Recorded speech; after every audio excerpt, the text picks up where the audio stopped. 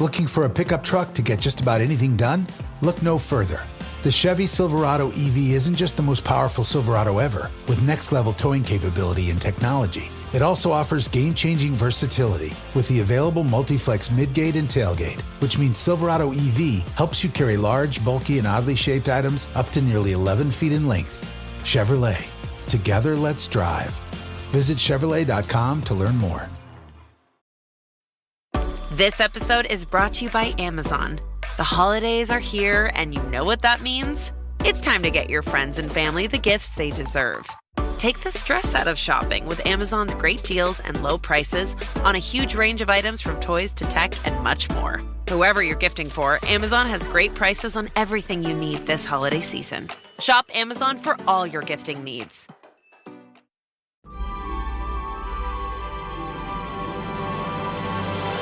The biggest thing for me is the way it gets kids to fall in love with stories and opens a door for them to explore their own identities. That's so huge to me. Yeah. I can't even think of an adjective for it.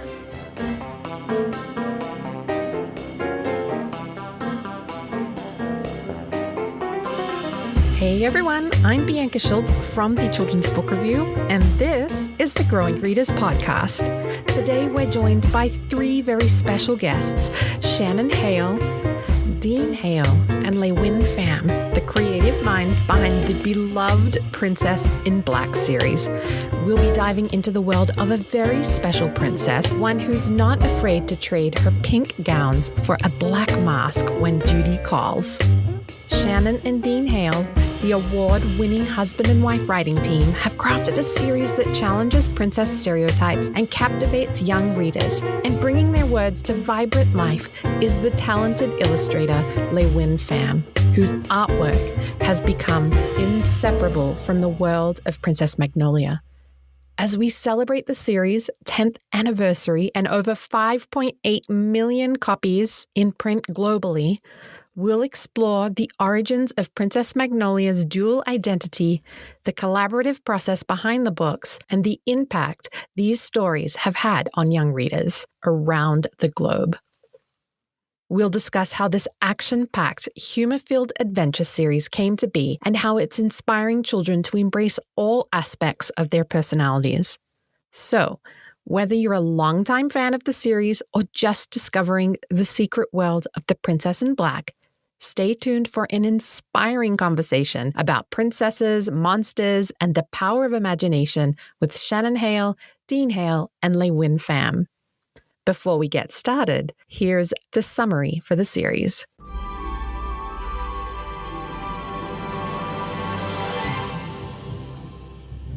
Who says princesses don't wear black?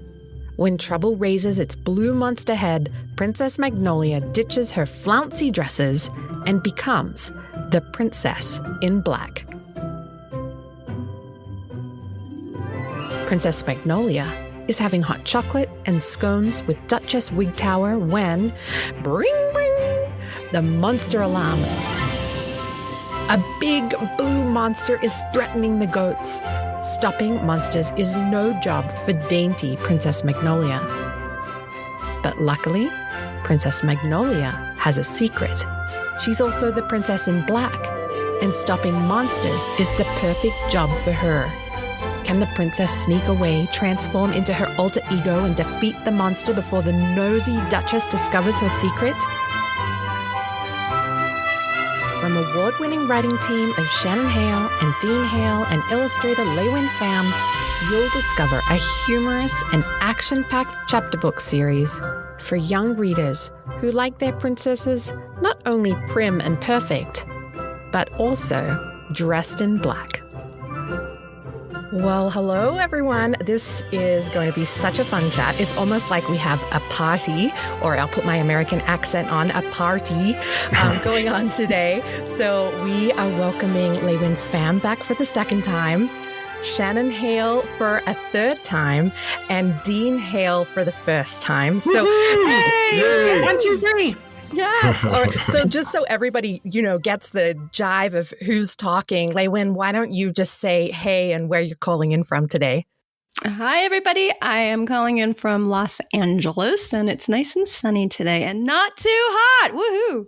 Yay! Shannon, what about you? I'm Shannon, and I'm Dean. And we're both in Utah. On the same microphone. I love it. I love it.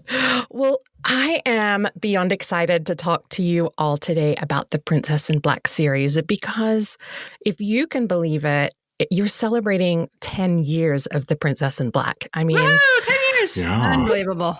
Wow. It's so crazy. So, Shannon, let's just start with you because I know the origin of the Princess in Black began with you and a conversation with your daughter, Maggie. And that inspired you to challenge the notion that princesses don't wear black. So do you want to sort of share a little bit about that origin story? Sure.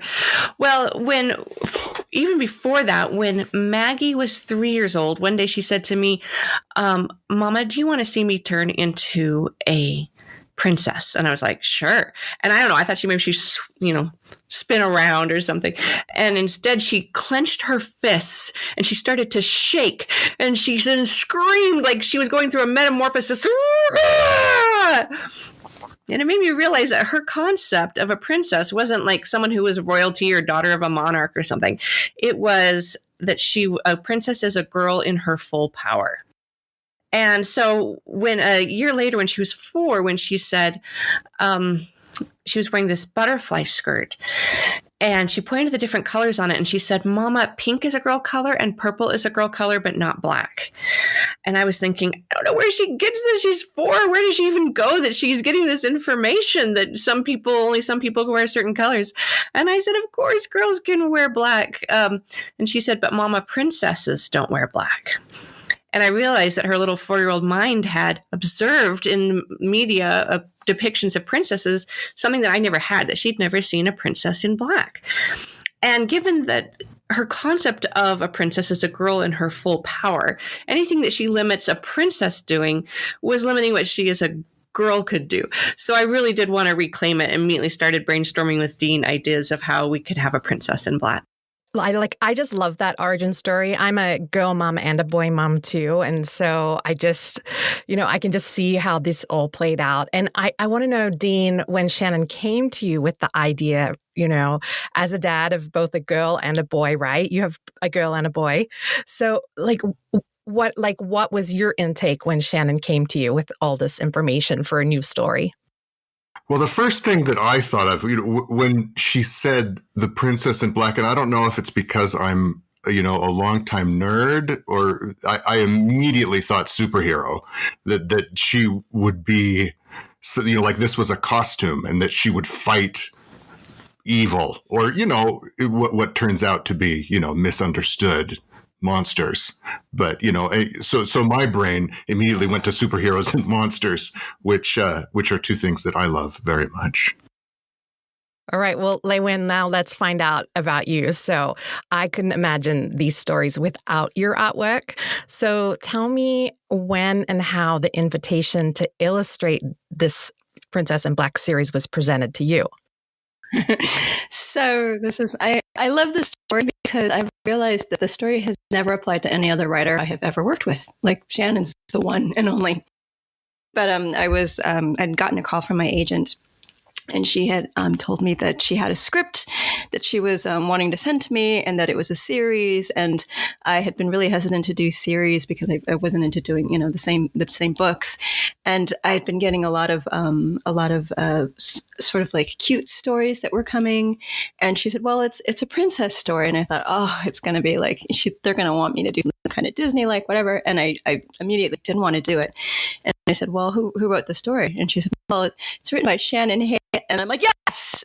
Like I just trusted whatever. I didn't know what it was going to be about. I'm like, yes. A little while later, Shannon gave me a call out of nowhere because Shannon and I were friends from before.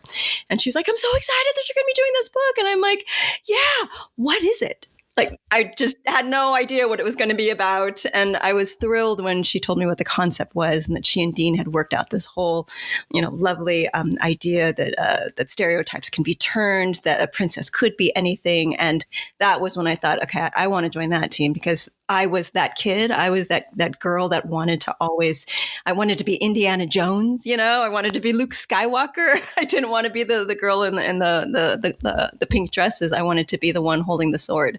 So every part of that story just kind of appealed to me. But I have never done that since. I have never said yes, like without looking at a manuscript since. Shannon's the only one in the world I've done that for. I couldn't believe that she said yes without reading it. That was a tremendous act of faith. I love that. No, it's not an act of faith. I think when you do enough books like this, you understand what a gamble is. And Shannon is not a gamble. Shannon and Dean they're just not gambles. You just know that whatever they're going to be writing is going to be something that's going to be fun. And mostly they're going to turn the story some way. And I think that's always what I like about it, is that it's a surprise. And what you think you're going to get, you're not going to get. And they've kept that throughout this entire series with the Princess of Black. Like each time I'm like, oh, I'm a little tired. I don't know if I can do another one. And then they send me another story and it's like, shoot, it's still really good. It's really good. Well, let's kind of go into this, stereotyping and how you tried to step out of that. And because this series has been out in the world for 10 years, I kind of want to know, we're showing that to all kids, like not just girls, but to all kids, that, girls can be both princessy and adventurous. So I want to know how you've seen this resonate with the readers. Like, what kind of things do you hear from the young readers? And Shannon, why don't we start with you? It's exactly everything that we'd hoped. We're parents of 4 kids, and we could see in our own home that kids are not just one way. Often in stories, what we would kind of see is we'd see a feminine princess depicted, or we'd see a girl rejecting femininity and only embracing her masculine side, as though it's kind of an either or. And the longer I live, the more the world just doesn't, it's not binary. Nothing's binary in nature. Everything is a spectrum. Everybody has expressions of femininity and masculinity come out in different ways in different contexts. And I didn't like how some stories were putting kids in certain boxes because it wasn't our reality.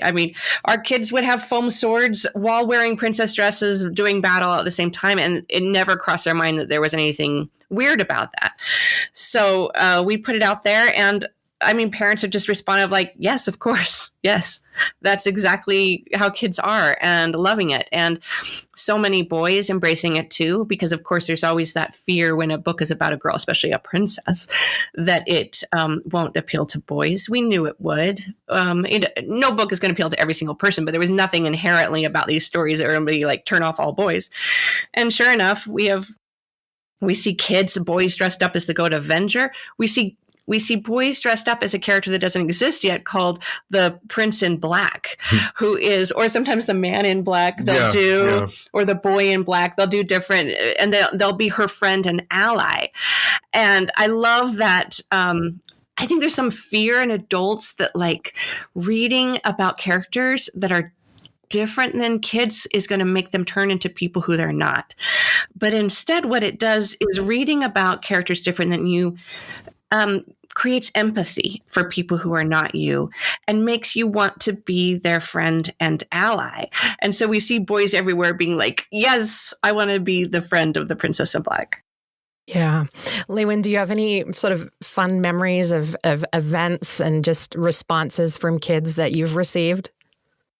What's always overwhelming to me is when we go to any conference or even school visits, and you'll see kids dressed up as the characters.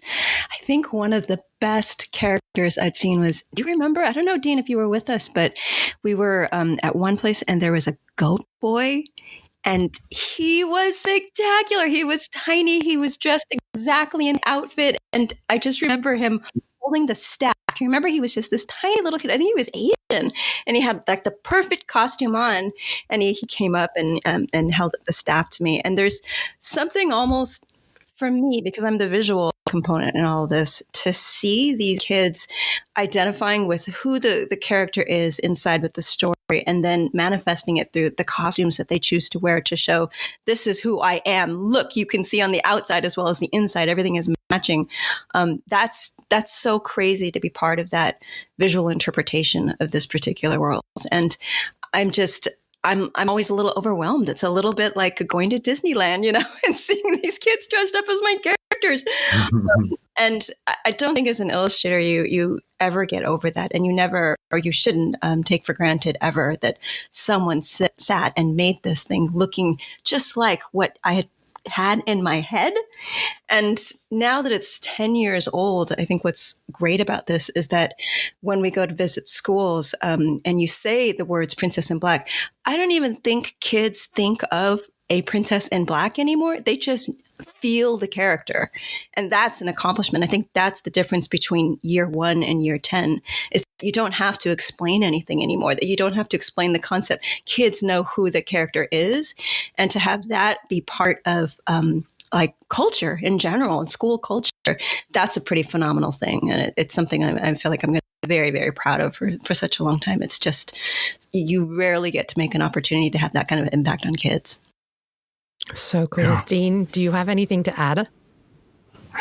I mean, I just want to echo everything that they've said. And there was a particular event that we went to in California where they had a Princess in Black parade, like in the front of the school, or not in school, in front of the bookstore, and just to see all of this, just a horde of kids dressed up as various characters from the series, all chanting "Princess in Black." They're just like a block long. It was Princess in Black. Yeah. Princess. It was so cute. Just anytime you see kids in a horde doing the same thing is pretty amazing, or frightening. I mean, it can be both. I think, and taking what Wynn said, when kids play pretend and when they do dress up, what they're really doing is experimenting with their own identities. They're trying on stuff and saying, what feels good to me?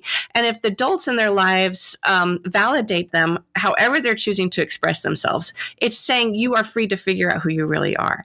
But when parents are like, no, you can't wear that because of your gender or whatever, then it's putting some shame into it. There's like this certain way that you have to be. Pretend play is a really safe way for kids to explore themselves. Oh, I don't know why this always sticks out in my head, but at one event, there was a little kid. He was a little boy, he's probably about 4. And he came up to my signing table and he was dressed as a ladybug. And I said, oh, look at you. You're a ladybug. I mean, he had the hat on. He had the full costume. It was like, he was just a round ladybug. I said, you're a ladybug. And he said, no. I'm Ladybug Thor. And I looked over and I realized I hadn't seen his hand was down below the table and one of his hands was holding a hammer. And I was like, of course you're Ladybug Thor.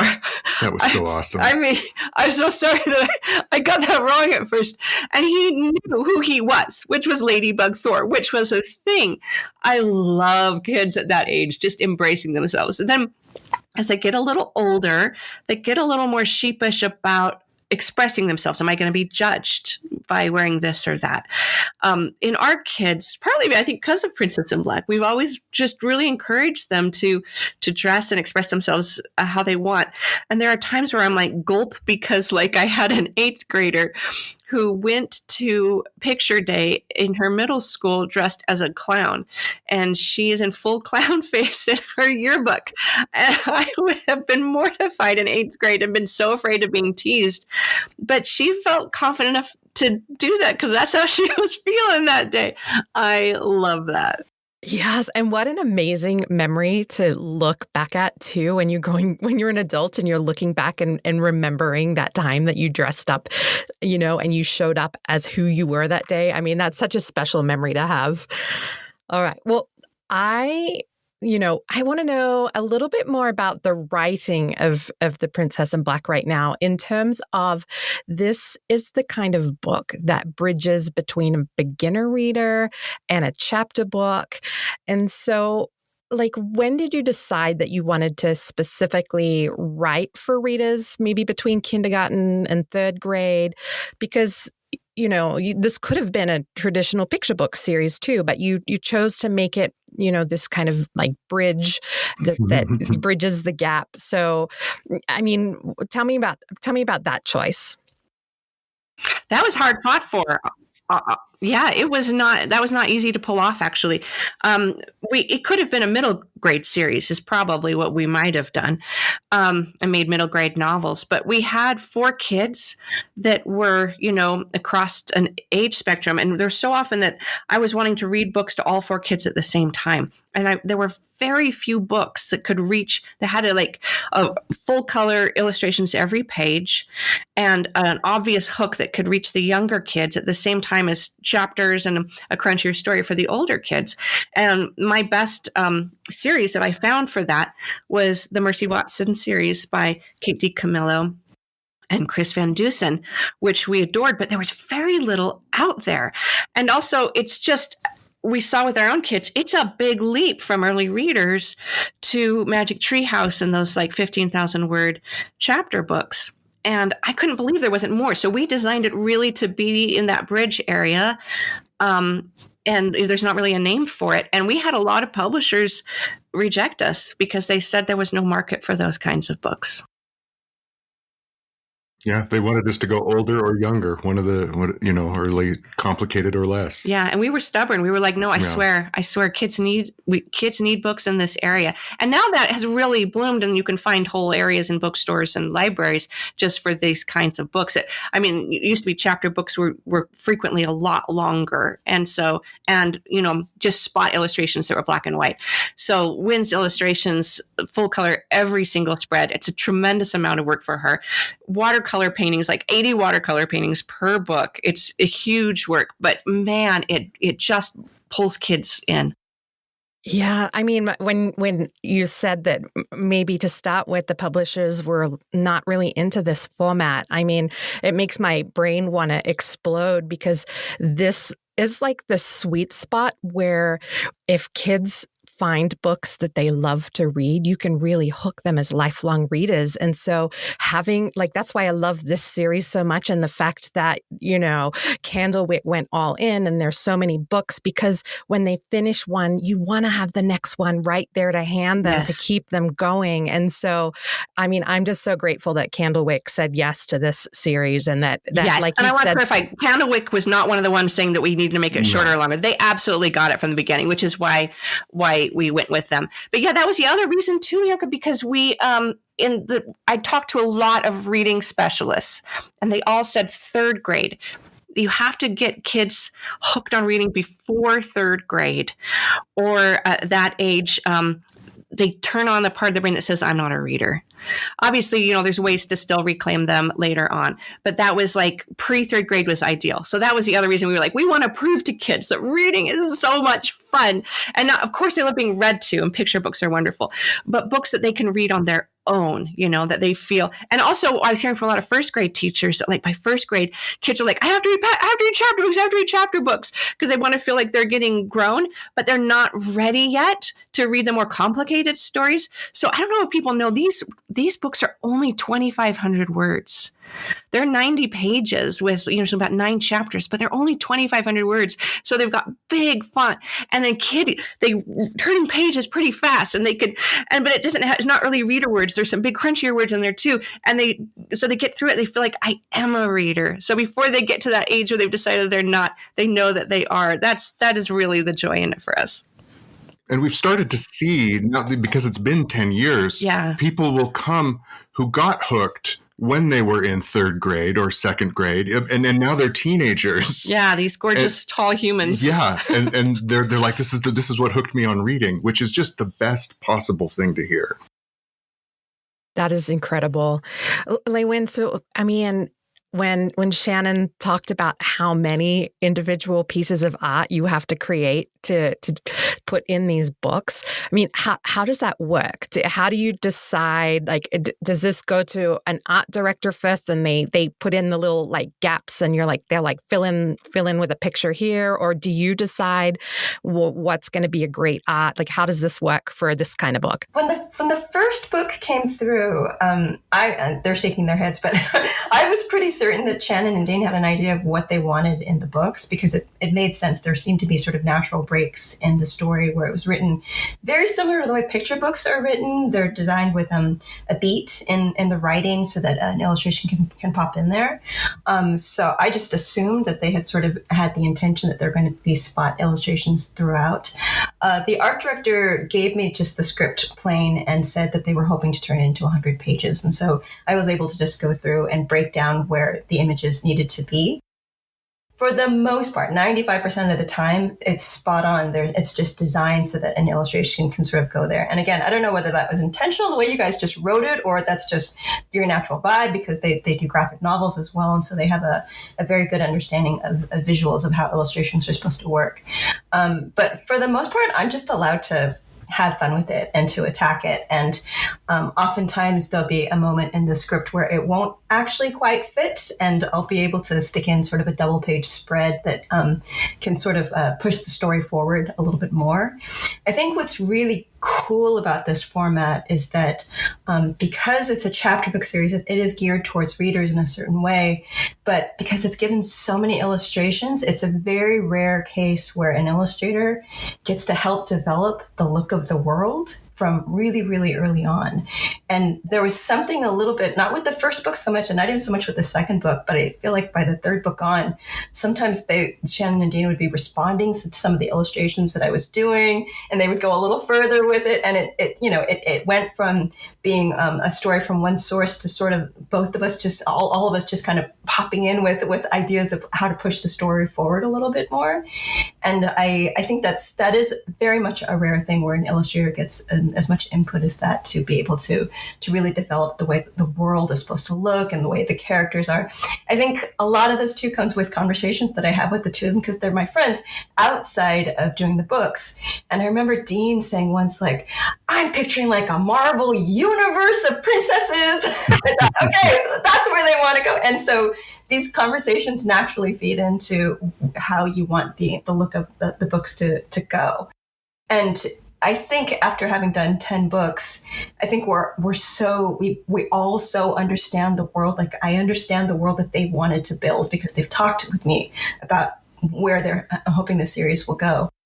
And so for me, it's just fun to be able to provide those visuals. And at some point, you're not quite sure where the source of it is anymore. It's just like the universe almost always existed, and we all kind of tapped into it and made it work. And I think the benefit of this chapter series, with the number of illustrations that it has, it really does allow that fun part of the imagination to take hold. I wonder, though, sometimes, you guys, if we had done this today, whether you guys would have suggested the whole thing as a graphic novel instead. I like it so much better as a chapter book because there's something so classic about the way it's written and about the placement of it. And the designer, especially, Haley Parker is the designer of these books. She and I had conversations about giving this a very classical look with very comic book look. So you'll notice, for instance, the cover is designed with this perfect combination of classical children's book look with this sort of really cool modern comic booky kind of font for it. And I remember Haley mentioning really early on, I don't know, Shannon, whether or not this was your idea, but I remember Haley mentioning that she wanted the books to look like little jewels on the shelves. Mm-hmm. So they have very lovely shiny colors. It's very specific, the color that she chooses, usually based on the color themes that we have in the book. But it does, when you lay the books out, they look like little gems on the table, and it makes it far more precious and classical looking with that modern twist of a comic book. So it's, even though I know Mercy Watson's out there, and I know there are a lot of really cool books out there, this one's in color, and these they look precious. They look immediately classic and immediately modern. And I think that's what makes them stand out on the shelves. Yeah, absolutely. They're so fun and inviting. Well, indeed, I have a question that I'm going to direct to you. So there's a rule against climbing through the hole in the ceiling of Monsterland, but the monsters don't always follow the rule. So do you want to elaborate on this rule and how it creates excitement and action in the stories? Well, there's a rule, I mean, for the monsters, really, that they're not supposed to go out, but ostensibly because there's a superhero out there ready to stop them. But they just like, it's sort of like the monsters stand in for a lot of things, but they stand in for kids a lot. They're in the situations that kids can be in where there is a rule, but you just got to break it, or there's something, the smell of the goats is just too overwhelming, and the monsters need to come out and follow what that smell is, because it just is the best possible thing that they could smell and possibly eat. And as we've gone along, we've fleshed out, there have been monsters that sometimes, just want to have fun, or sometimes they just turned out to be exceptionally dirty and need to be cleaned. But most of the time, the monsters are kind of standing in for kid level problems, the kinds of things that kids have to deal with, an irritating little brother or sister, or, like a Lego that they stepped on, or, something that is an obstacle to them having fun that they need to resolve in some way. There are rules for princesses too. Right. Princesses do not run. Princesses do not slide down secret chutes and high jump castle walls. Princesses do not wear black. I have to add in here, this is just really funny to me that Shannon gives these lovely, elaborate answers about, the thinking behind the books. And then the question that Dane gets is, so what are the monsters thinking? Because I know. That's my vibe. With Uber Reserve, good things come to those who plan ahead. Family vacay? Reserve your ride as soon as you book your flights. To all the planners, now you can reserve your Uber ride up to 90 days in advance. See Uber app for details. Time to move? Skip the hassles of selling during the holiday season and sell your home directly to Opendoor. Request an all-cash offer in minutes, close, and get paid in days. You can even pick your close date so you can move after New Year's. Start your move at Opendoor.com or download the Opendoor app. Opendoor is represented by Opendoor Brokerage Inc., license 02061130 in California, and Opendoor Brokerage LLC in its other markets. Terms and conditions apply. Well, I do have a more craft, follow-on question for you, Dean. So, oh no, I only have monster answers. So I did read that you're kind of like the monster fighting, guy, right? So, what do you do? That's right. In my private life, Yeah. We don't talk about that publicly. Yeah, that's right. Yeah. So, but what do you do, when you're feeling a bit stuck, when you're writing, and you're so many books in now, and you need some sort of fresh, exciting new installment. What are you doing to get unstuck so that you can, come up with the next plot? Right. Well, I actually do have an answer for that.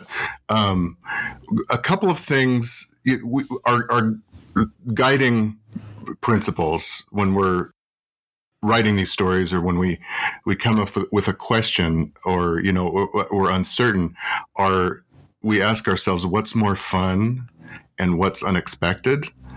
And so if there's something, that needs to happen, like one of the examples that I give is if the Princess in Black needs to get somewhere, should she walk or should she hop? What's more fun? And if there's bunnies, should they be fuzzy and cute, or should they be fuzzy and cute and ravenous, which is more unexpected? And so often, if you get into a bind, you're like, what, here's a premise, but let's make it fun, or let's make it more fun, or what can we do to make this, how can we subvert expectations? And that makes the stories, for me anyway, a lot more fun and, and more interesting. Yeah. Yeah, I love that. The unexpected. All right, well, let's talk about the funny names that you have for characters, such as Duchess Wigtower and Frimplepants. So I don't know who wants to answer this question, but who's coming up with these amazing names? Well, you mostly do. He's kind of the name generator, but then sometimes I get jealous and I want to make up names too. And then you knock it out of the park like with Frimple Pants. Frimple Pants was mine, but that I don't know where that came from. That was just first draft. Wig Tower was yours, but that was not the first name. We went through a lot of names. We actually wrote the first 4 books and sold the first 4 books before. Ahead of everything before Wynn came on board too. So we'd spent a couple of years like kind of developing the world and trying to figure stuff out. Yeah. And I personally love compound words. I am a compound word nerd, and I think they're really great for early chapter book because they're big words, but they're easier to parse because there's 2 parts of it. So I use compound words as much as we can. Actually, there were 3 different princesses that we had to change their names, and they all had compound word names. And right. I lament the loss of compound word names. I do. Yeah, no. Yeah, you were the name king. We wrote a couple books for Marvel about Squirrel Girl, and we had a thing where she starts naming the different squirrels in the neighborhood. And it's just we endless. just had like 3 full pages of just squirrel names that just cracked us up. Yeah, they were just funny for us. Yeah, and he did it in the first book, and then there was a sequel. I was like, I want to name some squirrels. So I think I did like half of them. Yeah. No, it's fun. That's one of the more fun things to just do in my spare time. It's an easy way to also bring humor in. So the most recent book, the Princess Black and the Kitty Catastrophe, we are really name nerds, aren't we? Because she gets a kitten and she spends the whole book trying to figure out what to name it. And so we go through, we should count like over 20 possible names. And when we read it aloud, right, like the kids, they laugh at a lot of the names. And a couple of the names were named by our 13-year-old twin girls, including the final name that was chosen. I remember one, the kitten sneezes, and she calls him Macaroni and Sneeze. The kids always laugh at that line. When they all laugh at for sure. Yeah. that was named by my daughter. Yeah. Our daughter. That's so fun. I love that. Macaroni and Sneeze. LeUyen, I need to know, of all the characters that Shannon and Dean created in the stories, which is your favorite side character? So I know this is an easy question, isn't it? Okay, there's one that I have the personal affinity for, only because Shannon Dean told me that it is based on me. So thank goodness. Princess Sneezewort. She was introduced in the second book, right? In the second book. And I think she wasn't necessarily intended to be as empathetic as she was. Like, I can't really tell. So I'll just jump in to say this was a big change because I said we wrote the first 4 books before she came on board. Well, Wynn illustrated the first 2 books back to back. But as soon as we saw Sneezewort, we went, no, she's amazing. And we went and changed book 4 and made her, she wasn't originally in book 4. We were like, she's now going to be a major character. Yeah. And now our core group is the three kids that include Sneezewort. Because of Wynn's illustration, we were like, yes, she's a superstar. Sneezewort, I think I loved her as a character to begin with, because she's introduced with a whole cache of other princesses, and all these other princesses are beautiful and sweet, and they're powerful, and then along comes Sneezewort, who's sort of the outlier, sort of sticks out. Actually, no, she does not stick out. She blends in. She gets lost against the walls, that she's just so unnoticed. And there was just something in her character where, rather than seeing her as the foil of the story, I just thought that's the silent hero that's actually going to figure the story out. That's going to be the smart one in here. And I think I just put so much love into that one particular character and I was talking with Shannon and Dean about it, and Shannon was just like, well, and I said something like, she reminds me, I sort of designed her based on me as a kid. And then I think that was when Shannon and Dean are like, oh, okay, we're going to change this. And I felt like my entry into the whole Princess in Black world was I got to be Sneezewort, and the Princess in Blankets, which is her alter ego, just fit in so well. you guys didn't even ask me about this. It just turned out, like, again, they thought this character would be so funny, cosplay. She just throws blankets on and she becomes her own hero. And when I was a kid, that's what I did. I used my mom's old quilts and I put it on and I would pretend to be a queen with it. And I would pretend to be Princess Leia and whatnot with just this quilt. So there's a lot of affinity I have for that one particular character. But other than that, I actually enjoy doing the monsters a lot more. The monsters are so much fun, and they're fun to come up with. I get my kids to help me design them. When we do school visits, sometimes I'll have the kids help me design a monster on the spot, and some of those monsters are so good. Like, we need to use them in future books. But the monsters, I think, are just always fun because their personalized vices come true. They're always toddlers. I think Dean was mentioning that they're sort of supposed to represent kids, but they're toddlers with the inability to control themselves, and that's the best monster, right? I mean, if a 3-year-old was blown up to the size of the Empire State Building, the world would be destroyed. So there's just a lot of fun in designing those particular aspects of the creatures, and they're really good about writing the monsters to be so different in each of the books that I don't know where it comes from half the time. And the book right before the Kitty Catastrophe was the Prince in Pink, and the Nemesis, those books were the Flightless Bird Herd, which is such a funny name. I mean, I don't know which of you guys know with that name, but that was me. I can claim that one. It was me. You liar. That was totally me. But they gave me all the room to figure out what the character's going to look like, and it's just fun. You put chains, and then you put a striped shirt, you put boots. Like, all of a sudden, they are the Flightless Bird Herd, Yeah, baby. I am positively giddy in anticipation because we've written book 12, but Wynn hasn't seen the script yet, and I cannot wait. I feel like it happens every single book. We're so excited. I cannot wait to see. And because we know her so well, and there is something weird. I mean, we can just acknowledge there's something weird going on metaphysically between us and Wynn that we don't discuss. We don't give art notes. We don't put the script. Every word that we write is what you see in the book. We don't tell Wynn anything. Draw this here. And it's not like she's drawing exactly what's in her head because she always brings so much to it that we never would have imagined. But we're just so in sync in a really magical way.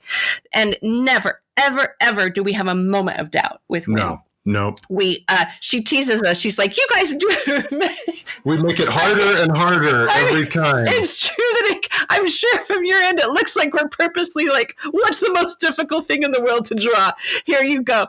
But the other side of it is that she always delivers. Yes, so we have no doubt. So like it's not that we're trying to trip her up. It's that we are so excited to see what she's done because she will do something that no one has ever done before, and kids are going to freak out with joy. I gotta say, like, Princess in Black has been the training ground for me. I used to approach a lot of manuscripts with trepidation. Can I do it?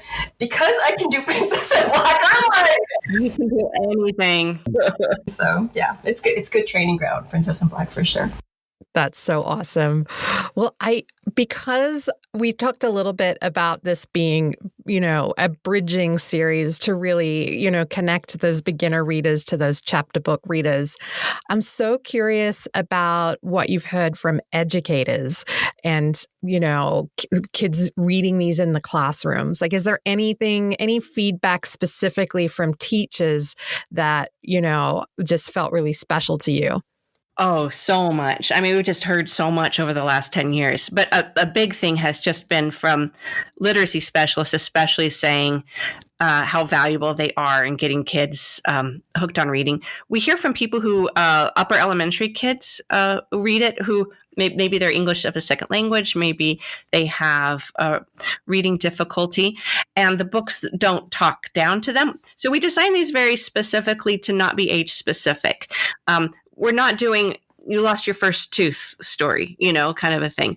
It's just kids playing. And we have a very specific vibe for these books. There are real struggles and genuine struggles, and there are real emotions, but it's a compassionate world where everybody is welcome. We're not getting into friendship squabbles, or everybody, it's like the what's more fun thing. Right. People aren't obnoxious to each other because it's not fun, and it's not a zero-sum game to be a hero. Everybody can be a hero. There's no competition with that. Nobody has superpowers. So it's not like some people are just born with more talents than other. Anybody can be a hero in their own way. And so that kind of welcoming spirit, we've heard from a lot of teachers and parents too, that it's like, it spills over into the kids to say, oh, I can too. I can do that too.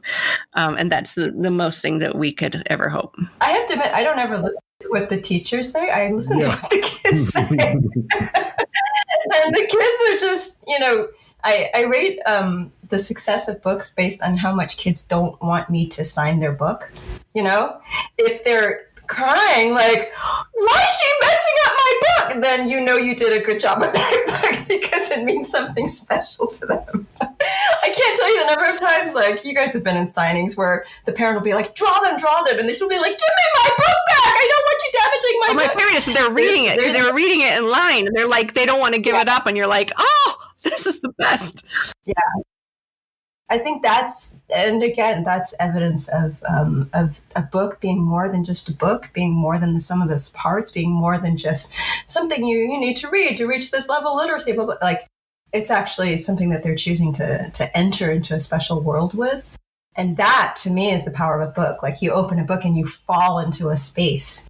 And the books that I remember as a kid that are the most meaningful are the ones that did that. And I think given the sheer number of books that we've had and the amount of time we've been able to develop this universe, I love that kids have fallen into this universe. When a kid comes up to you in line, that they are hardcore. They know what this whole world is. And they're going to ask you, actual questions about, does so-and-so do this? And as though you're supposed to know all of this too. Like, hey, we're all creating this world together.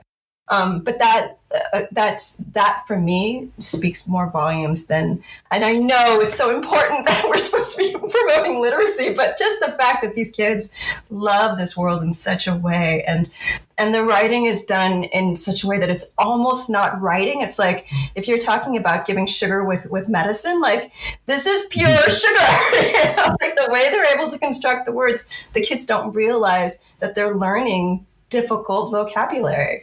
And I think I've always appreciated that with the text. Was every time I got the text, I would, being a picture book person, I do mostly picture books. I always respond to when the word is going to be lengthy, and I think, oh, the editor's going to make them pull that word, and they never do. They're able to throw in all of these great words that kids just naturally learn, and it sort of turns on its ear the idea that certain words should be introduced at certain points in a kid's life. Like, no, just go through. You can. I don't know how many words you guys throw in there that are clearly not designed to be, first grade words, and yet they pass through, and then kids introduce them into their vocabulary at an early state. Like, that's the joy of these particular books, and why, more than just introductory beginner chapter books, they're introductory they introduce kids to the world of reading as a lifetime love, rather than just learning to read. And I think not all books can do that. Not young reader chapter books can achieve that. Thank you. That was so brilliant for you to say. When we are very mindful about it. We have the luxury of not being early readers, so we don't have to work from particular lists. But if they are bigger words, we either make sure that they are used in a context so it'll be easy for kids to decode what it means, or we will repeat them 3 times throughout the book. And we do that we scour over it over and over again to try to make sure. Yeah. And then the other thing we're mindful of is that these are often read alouds. Mm-hmm. So we read them aloud. I will read it aloud over and over and over again, because I know when you're a tired parent and you're reading at night, if you're 2 words together that are a tongue twister, it's like, ugh, I don't want to do that to that parent. Sometimes I do want to torture them. Yeah. But, well, it's a tongue twister on purpose, I guess. Yeah. Well, I have to ask, and I'm sure you get this question a lot, Shannon and Dean, but as a couple, what is that like working with each other? And do you ever give each other a hard time over, things you want in a story and the other one doesn't? Like, just tell me about this. Oh, it's a dream. I have no objections.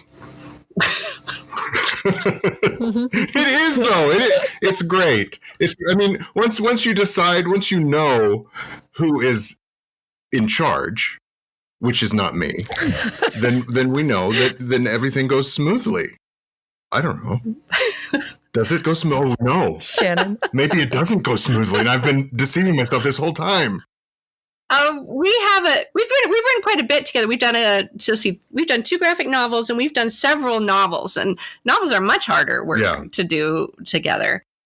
So by comparison, this is not, we know a Princess in Black book now, you know, even if we go through a lot of ideas and do a lot of drafts, I think we're fundamentally just aligned with, we know what it is. And so it's not a fight. It's more like, if someone has an idea and then someone has a different idea, we both can look at it and go, what's more fun? Right. Exactly. Yeah. And so it's never a battle. It's with each other. It's always a battle of making the book the best possible. Yeah. I don't think either of us have ever had our feelings hurt when we've been writing. And we disagree all the time, and that's fine. We're just like, here's an idea. And then I look at his, and then I'll check in with him and be like, is this the best idea here, or what about this? And we talk it through. You know, if you're trying to convince the other person, not because you want your point to win, but because in the process of trying to convince the other person of what your idea is, frequently you can talk yourself out of it. Mm-hmm. Like if you can't defend that idea, you're like, no, I think it should be this, because then you're talking about it and you're like, oh, wait a minute. Actually, that is not as exciting as I thought it was. Yeah. Let's look at this again. Yeah. And often it will become a third thing. Just through absolutely. That through the process. Yeah. Yeah. I don't think we've ever had a single like argument or upset feelings when it came to Princess in Black. No. Even when, we disagree. Because it's like the story is in the middle of us. It's not personal, You're talking about the story. Right. And that's what we're both advocating for, the story. And so we're both on the same team. Yeah, always. We're on the side of the story. Yeah. And the kids that are going to love it. Yeah. I love that. I mean, it's almost like having a built-in critique partner that really gets you. And I just think what a special gift to have that. So I started out writing novels, and Dean was always my first reader. So we kind of established that relationship for years early on before we started writing together. He would read several drafts, and he would read my sounding board, and I would outline and talk him through it. So we'd already kind of established that relationship before we started co-writing. Mm-hmm. Well, I want to know this. Has there ever been any talk about expanding the series beyond the books, perhaps into other media like a TV series? Because I think seeing this like as a Netflix series or something like that would be just so exciting and fun. Has there been any talk at all? There has been talk. Ooh, she came in close to the mic for that. Yeah. That is all we can say at this time. Yeah. Yeah, I don't know. Well, all right. I won't push you. I won't leave it, but I will leave my hopes out in the air that I will see this come to life in a different form too. Sometimes I think I'm somebody who actually loves to see a book turned into a movie or a TV. And, most times the book is always better but just seeing how somebody else visualizes it can be so fun. And also in terms of hooking some perhaps reluctant readers in, if they find a character through a different medium first and then become a reader, I'm into that too. No, I agree. So all of our kids are on the spectrum, and our oldest kid was an avid reader from a very young age, but didn't really know how to play, like didn't interact with toys and didn't really know how to play with friends. And then there was this kids' TV show. It was called The Upside Down Show. And for some reason, the way the characters played on that show, something clicked with our kid. And he started playing in just a whole new way. I do think there's a wonderful place in a kid's life with really great movies and television that can just enhance that feeling of how to play. And play is, again, figuring out who you are. So that can be a wonderful aspect of stories. All right. Well, I'm going to give you a final question, and it's a little bit of an essay type question, but I want to know what each of you hopes that the Princess in Black series will contribute to the landscape of children's literature in the long term. take some time. What's your answer? Who wants to go first? I've written so many different kinds of books, and I've published over 45 books, which sounds like a lot until you hear how many LeUyen has done. But even from the very beginning, from the very first, when I was first getting this idea, I thought to myself, I remember thinking, if I'm only remembered for being the creator of Princess in Black, I would be happy. There's something really special about these books for me. And I think just the characters existing in the world existing is so beautiful. But I think the biggest thing for me is the way it gets kids to fall in love with stories and opens a door for them to explore their own identities. That's so huge to me. Yeah. I can't even think of an adjective for it. I knew I should have gotten in there first because we were going to say essentially the same thing. But I think what I love as I've thought about it, now that it's been 10 years, there's and the whole idea of the fun and the subversion of expectations. I feel like it gets kids thinking about possibility. That they don't have to be only what is expected of them. That they can kind of think outside the box, and that it's okay to be a lot of different things. That all aspects of yourself are valuable and worth celebrating. You don't need to say, okay, this one is the one that's expected, so I'm going to bury all the other ones, but all of you is great and worth celebrating. To me, I'm going to say, I feel like the value of these books has always been the same. These books give kids agency. In the stories, the characters all have agency. They all have control over their story. When we go on book tours and we're reading the books aloud to kids, we're doing the same thing. They're asking us questions, but we turn the questions back on them. When we're designing the monsters at the end, I teach them, this is how I draw the monster. But look, you can take this same method and go back to the classroom and draw it yourself. I think the power of these stories, even in the way the stories are structured, to the way kids read them, to the way we present them, to what kids take away, is that they are the agents of their own world. They are the agents of chaos, like the monsters, or they're the agents of being the princesses or the superheroes in them. The fact that you can throw on a blanket and become a superhero, that's all that's required. I think there's something really, really lovely about that. And it goes beyond just Princess in Black, what the universe is. It's a message, I think, that when kids start reading these books, and again, agency, it's the first series of chapter books that they can read by themselves. All of this reinforces the idea that you are 6, you are 7, you are reading these books, you are in control of your world. And Shannon talked about how sort of kids drop off a little, they get a little insecure.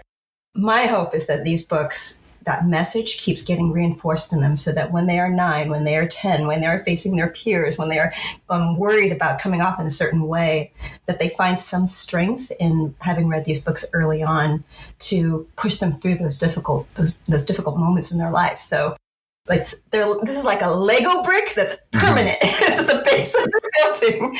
And hopefully it's going to be what helps supercharge their decision-making later in life. That's what I'm thinking these books are going to be doing. Well, Shannon Hale, Dean Hale, and LeUyen Pham, I'm going to take a moment to just highlight the remarkable journey of the Princess in Black series. So, like we said, this year marks a significant milestone as the series celebrates its 10th anniversary in publication. And what began as part of inspiration from a child's innocent comment has become a global phenomenon, captivating young readers worldwide. And to me, it's so impressive that The Princess in Black has sold over 5.8 million copies worldwide. And this figure not only speaks to the series' popularity, but also to its lasting impact on children's literature. So for a decade now, Princess Magnolia has been inspiring kids to embrace all facets of their personalities, challenging stereotypes, and proving that one can indeed be both a perfect princess and a very brave superhero. So the success of these books demonstrates a clear appetite for stories that break the mold, offering young readers, regardless of their gender, characters they can relate to and adventures they can get lost in. So as we look to the future, it's so exciting to think about how The Princess in Black will continue to shape young minds and bookshelves for so many years to come. So thank you to Shannon, Dean, and LeUyen for sharing your amazing insights with us today.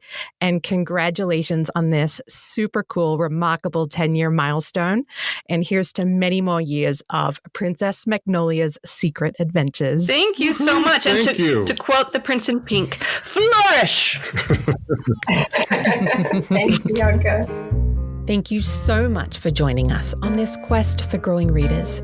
Be sure to check out our show notes. You'll find links to order copies of Shannon and Dean Hale's Princess in Black series, illustrated by LeUyen Pham. For more information about the creators and their books, you can find links to their websites in the show notes too. And remember, if you love listening to the Growing Readers podcast, you can hear it on Apple Podcasts, Spotify, or anywhere else you enjoy listening.